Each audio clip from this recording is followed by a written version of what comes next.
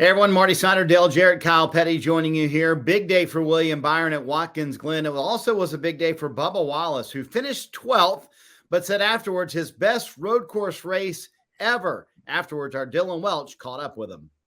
Yeah, I think shout out to Scott Dixon. I actually talked to him this morning about the mental piece of it, right? And it's hard when you climb in a road course race and you tell yourself that you're going to crash or you're going to suck. And he earned that. But when you tell yourself that every time, and he basically told me to shut the hell up, and I'm here for a reason, and to trust in myself and believe in myself, and this is what can happen. So I don't think I had one lap where I said I was going to suck, so that was good. Bubba heads to Daytona, 32 points above the playoff cut line. First of all, Kyle, I love the shout out to Scott Dixon, and so interesting that they had a phone call before the race, because Bubba's always kind of not had a lot of confidence when it comes to road course racing. But what's the emotion from? Is that the pressure of the playoffs, in your opinion, Kyle? I think it's the playoff pressure and knowing I didn't leave anything on the table. I didn't give anything away here. I came into this race, up, and I leave this race up. And that's a wash, because he didn't do that at Indy. He's not done it on other road courses. And it's the mental thing for me with Bubba. And that was, the emotion was mental. Everything was mental.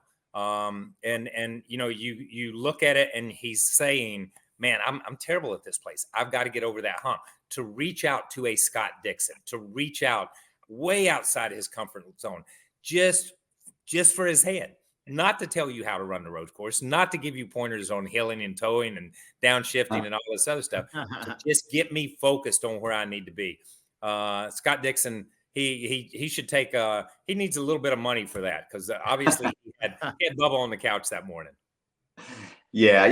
It's great to hear that others are willing to help young drivers, and I appreciate the fact that Bubba took that to heart, and he did a good job yesterday. He's got himself in a position that a couple of different ways and things could possibly happen. I think the good thing is Daytona, which is one of his best racetracks. The bad thing is Daytona, that anything could happen and could take his spot away in the playoffs. So it's going to be an interesting scenario as to how now Bubba has to have a mindset that's completely different than any other time that he has raced at Daytona, at least for the first part of that race. And it's going to be a real balance, but good to see him have that mindset that even gives him this chance to go into Daytona with this opportunity, not having to win. He could point his way there. So DJ, what is a different mindset? Does he have to be more aggressive, less aggressive? And does he play protection mode on those points? How does he approach Daytona? Yes. Yeah. All of that. Yeah. I just don't see how you go there with the mindset that Bubba has always had, which is to be, ultra aggressive. Just give it everything. He wants to be up front, leading laps, making the move, pushing the issue. I don't see how that benefits him in this situation. I think that he has to run a lot of the race in a way that, I think that he can probably go and maybe try to score some stage points would be one way of looking at it. If they want to continue to let Bubba approach it as he likes to approach it, maybe in the first two stages get enough that says, hey, we can point our way in here. And then if something should happen with him, we go and try to be aggressive enough to win. It's a tough balance. But I just don't see how you put yourself in a position and take away the possibility of pointing your way through by being too aggressive for the first couple of stages of the race. Yeah, this is, I'm going to refer to this all week long as the Bubba dilemma. And that's what it's going to be, because here's the thing.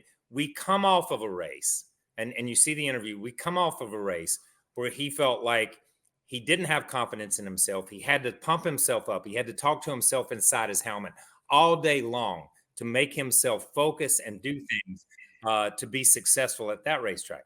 We're going into a race where he always has believed that he was the greatest. And he walked into that Daytona or Talladega and these speedways thinking, you're going to have to go through me to win these races.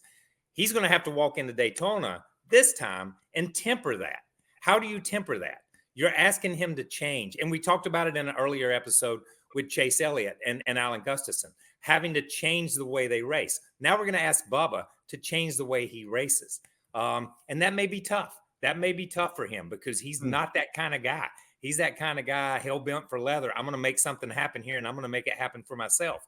And he's been very successful at the speedways doing that. But here's an incident in a race, this one single race, this one anomaly of a race where it's all on the line. The advantage he has, and I've said this for the last couple of weeks, the advantage he has is he's in. He is in the playoffs. As we roll into there, he's in. And he's got to look at everybody else and say, come and get it. Come and take it from me. He has to keep that attitude, but he has to temper that attitude as he drives and not put himself in bad positions and not get overly aggressive, as Dale said. Just run a good, solid, clean race and get out of there with a top 5, top 10, whatever it is. And if you've got a shot, you might not want to go for it because we've seen plenty of guys with a shot at this race and they never make it back from turn 3 on the last lap. And all you have to do is get to the checkered flag, I believe, for Bubba to be successful and move on into the playoffs. DJ, I want to ask you about one more driver, and I think a lot of people are surprised the driver right below the cut line is Ty Gibbs. If he doesn't make the playoffs this year, and his teammates obviously have already made the playoffs, if he doesn't, is that a lost season in a rookie year or not? No, not in my opinion at all. What I've seen from Ty Gibbs is a situation of how much he has improved as when he raced at Daytona the first time this year to the driver that's going to Daytona this coming weekend. There are so many good things that I'm seeing from this young driver that tell me he's going to be a driver that's going to win pretty soon. And he's also going to be a driver that is going to battle for a lot of championships. So not a lost season at all. If it doesn't work out, he had got himself, there in the 16th spot before Michael McDowell goes and, just turns the apple cart completely over at Indianapolis. And now he's on the outside looking in. But this is a driver that there's no doubt in my mind that he could possibly win the race on Saturday night also. This is just going to be, and we're going to talk about all of these numbers, but we're talking Ty Gibbs here. And I've really been, it's been fun to watch how much he's matured and how better a race driver he has become and racing around the drivers that he's going to be around and having to beat. But the one thing that you can't look at going into this race, I guess you would look at it and not look at it. You could look at, if I'm a Ty Gibbs, I can say, well, the last 13 racers, there have been 13 different winners in the Coke 0400. But then you also look at, there's 5 drivers that are below the cut line with Austin Cindric, Justin Haley. You got Eric Almirola, Eric Jones, and Austin Dillon. They're all below the cut line, and they've all won races at Daytona. So I don't know how you go about looking at Daytona, but the fact is Ty Gibbs has done a phenomenal job. And if he doesn't end up in that 16th spot, it's still been a really, really good season. Yeah, listen, I don't think it's not a make or break for Ty Gibbs. I think Ty Gibbs has come along and has matured on the racetrack, and what he does on the racetrack probably is faster than anybody I've seen in a long time. He is a totally different driver, 25 races into the season than what he was 2 or 3 races into the season in this Cup car. And he has put himself in position. He did some stuff yesterday, and we were talking about it before. I remember a race with Chase Elliott where he could not, I believe it's Matt Kenseth at Dover, could not get around him. Matt beat him. And he learned so much in that one race that he never put himself in that position again. Chase hasn't. And I think that Ty Gibbs learned a lot yesterday from following Denny Hamlin that much because he just could not make his way. He's a better race car driver for running behind Denny Hamlin for a whole race. So this is a guy that is advancing so quick and moving talent-wise and what he's doing with a race car. I don't think we're going to see a sophomore slump from this kid. I think next year that he will pick up exactly where he drops off in Phoenix when he rolls into Daytona.